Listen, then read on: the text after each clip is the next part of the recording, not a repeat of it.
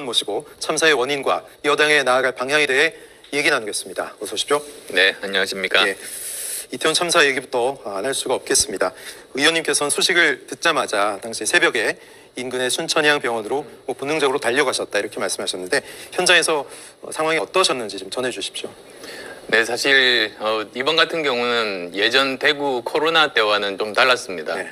사실 긴급하게 뭐 4분, 5분 이내에 조치를 취하지 않으면 생명을 구할 수 없는 그런 상황인 걸 알고도 혹시나 경상자나 중상자 중에서 돌볼 의료진이 부족하지 않을까, 그러면 제가 조금이라도 도움이 되지 않을까, 그런 간절한 마음으로 갔습니다. 네. 근데 현장 상황은 이미 뭐 절망감을 느낄 수밖에 없는 그런 뭐 골든타임이 있기 때문에 이미 어쩔 수 없는, 손을 쓸 수 없는 상황이었군요. 네, 그런 점이 정말 가슴 아팠습니다. 예.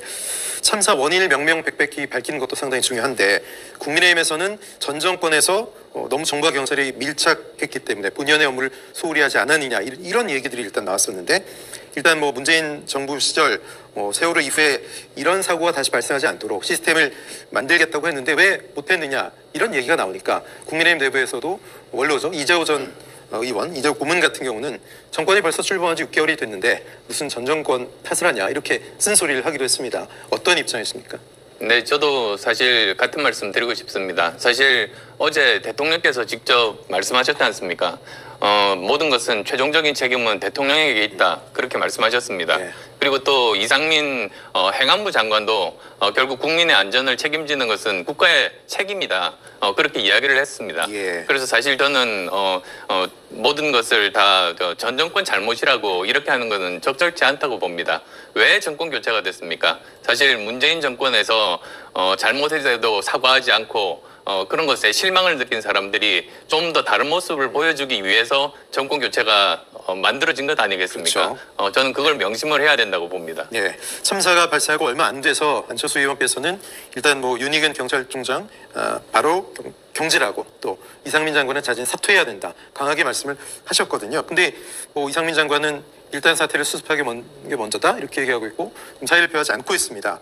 사실 뭐 경질과 사퇴가 책임의 전부는 될 수 없겠습니다만 형식도 중요할 텐데 일각에서는 한덕수 총리 그리고 윤석열 대통령도 책임으로부터 자유로울 수 없는 게 아니냐 이런 얘기도 있습니다. 어떻게 보십니까?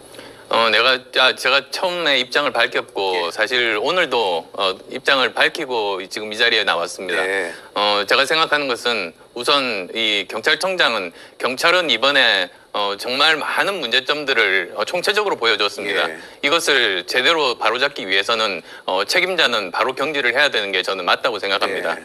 그리고 또 행안부 장관 같은 경우도 경찰의 지금은 총책임자 역할 아니겠습니까? 그렇죠. 그러면 사태가 수습된 다음에 정치적인 책임을 져야 됩니다. 그것이 국민에 대한 도리이고 그래야만 그 전 정권과 이래서 다른 정권이구나 이런 것들을 국민께 알려드려야 되는 것이죠. 네, 총리와 대통령은 어떻게 보세요?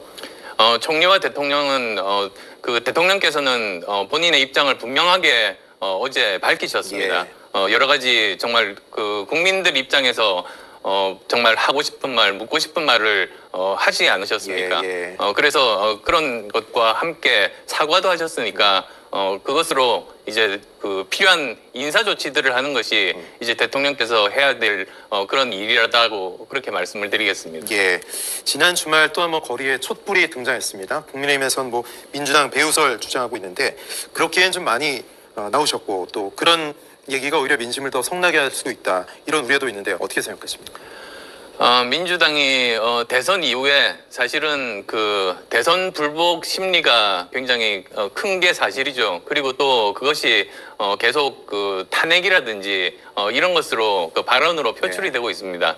근데 사실 이렇게 국민적인 불행한 이러한 참사에 대해서 이것을 정치적인 이익을 얻기 위해서 도구로 활용한다는 것은 그거는 온당치 않다고 생각합니다. 네. 오히려 저는 계속 그런 시도를 한다면 국민의 역풍을 당하지 않을까 저는 그렇게 생각합니다. 예, 일단은 뭐 이런 참사가 다시 일어나지 않도록 대책 마련이 굉장히 시급한데 원인도 규명해야 되고 몇 가지 안철수 의원께서 제안하신 게 굉장히 좀 인상적이었습니다. 그 중에서도 AI를 CCTV의 기능을 탑재해서 빠르게 대응할 수 있도록 해야 된다 이런 아이디어 참 좋았는데 어떤 제안인지 구체적으로 말씀해 주십시오.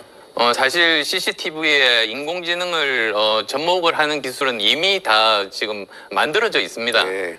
근데 그 중에서 보면 그 어떤 차량 사고라든지 범죄라든지 아니면 쓰레기 무단 투기라든지 뭐 스토커를 이렇게 밝히는 그런 것이라든지 이 정도는 돼 있지만 네. 어느 정도 이상 인구가 밀집해서 사고의 위험이 있다 이런 것까지는 아직은 개발은 안 돼 있는데 그게 어렵지는 않습니다.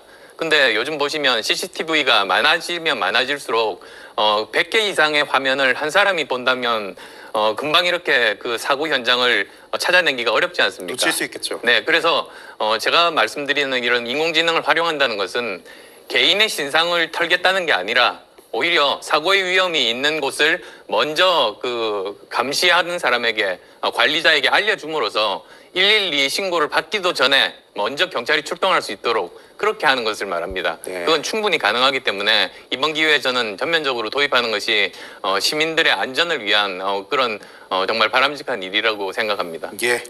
자, 온 국민들이 아파하고 있는데 국민들에게 어떤 말이 조금이나마 위로가 될지 정치권이 해야 할 일, 어떤 일들이라고 보십니까? 뭐 물론 가장 먼저 해야 될 일이 이 사고의 직접적인 원인을 밝히고 책임자들을 처벌하는 일 아니겠습니까? 네. 그다음에 또 이런 일들이 다시 한 번 더 재발하지 않도록 이 일에 대해서 제도적으로 미비한 부분들 예, 예. 그리고 또 기술적으로 예방이 가능한 부분들 이런 부분들을 제대로 정말 이번에는 말만이 아니라 실제로 그 행동으로 옮겨서 국민들께 보여드림으로써 신뢰를 얻는 것 저는 그것이 가장 중요하다고 생각합니다.